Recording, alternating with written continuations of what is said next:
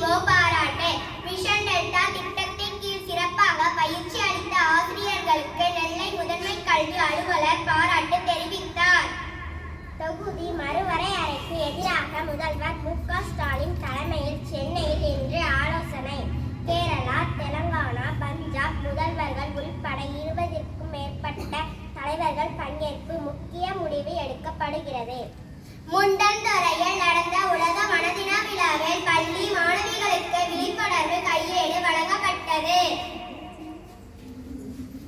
சென்னை தலைமை செயலகத்தில் திருச்சியில் ரூபாய் 290 கோடியில் உலக தரத்துடன் கட்டப்பட உள்ள கலைஞர் நூலகம் மற்றும் அறிவுசார் மையங்களுக்கு முதல்வர் மு.